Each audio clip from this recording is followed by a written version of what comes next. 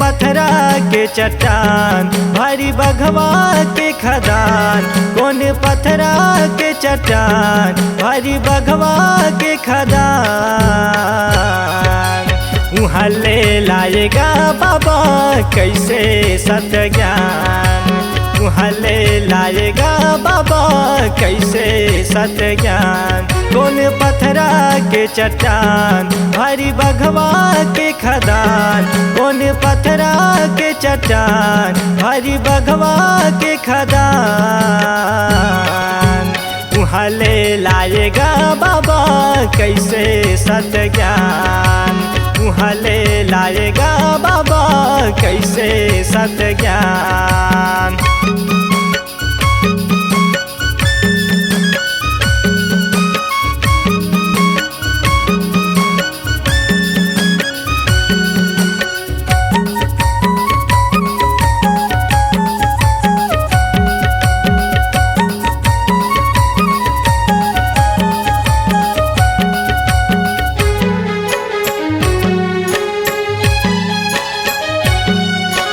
आखी मूंदे 6 महीना ले जपे सतनाम गा।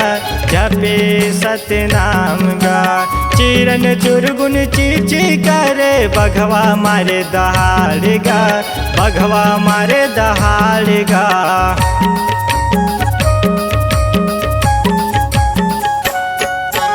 आखी मूंदे 6 महीना ले जपे सतनाम गा। जपे सतनाम गा। चिरन चुरगुन चीची करे बघवा मारे दहाड़ गा। बघवा मारे दहाड़ गा। आखी मूंदे बैठे बाबा। आखी मूंदे बैठे बाबा मन मसत विचार। वहाँ ले लाएगा बाबा कैसे सत्य ज्ञान। वहाँ ले लाएगा बाबा कैसे सत्य ज्ञान।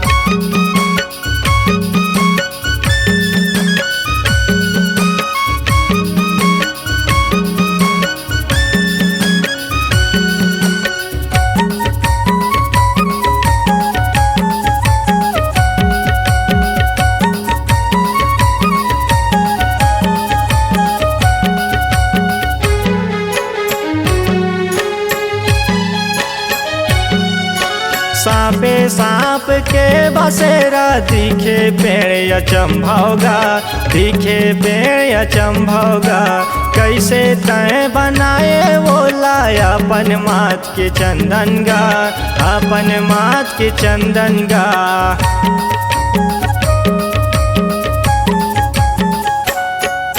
सांपे सांप के बसेरा दिखे पेड़ अचंभोगा।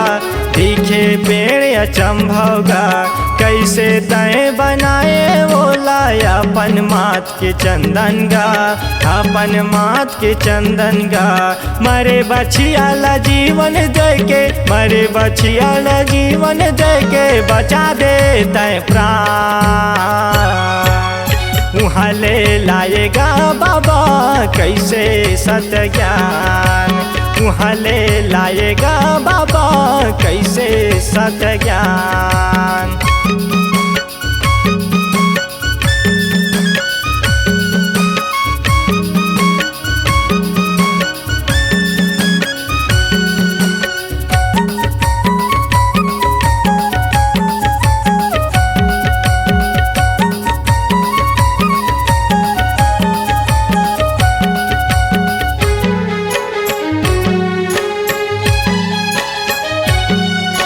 दिन दुखिया धर्मी मन के तय सुन कर लाईगा।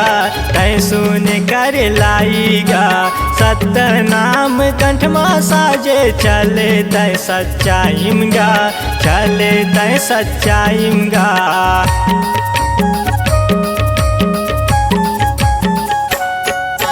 दिन दुखिया धर्मी मन के तय सुने कर लाईगा। तय सुने कर लाईगा। सत्य नाम कंठ में साजे चले तय सच्चाईंगा चले तय सच्चाईंगा सतपुरा से आके बाबा सतपुरा से आके बाबा बरसावय अमृतधार उहाँ ले लाएगा बाबा कैसे सत ज्ञान उहाँ ले लाएगा बाबा कैसे सत ज्ञान कौन पथरा के चट्टान भारी बघवा के खदान कौन पथरा के चट्टान भारी बघवा के खदान उहाँ ले लाएगा बाबा कैसे सत ज्ञान उहाँ ले लाएगा बाबा कैसे सत ज्ञान उहाँ ले लाएगा बाबा कैसे सत ज्ञान उहाँ ले लाएगा बाबा कैसे सत ज्ञान।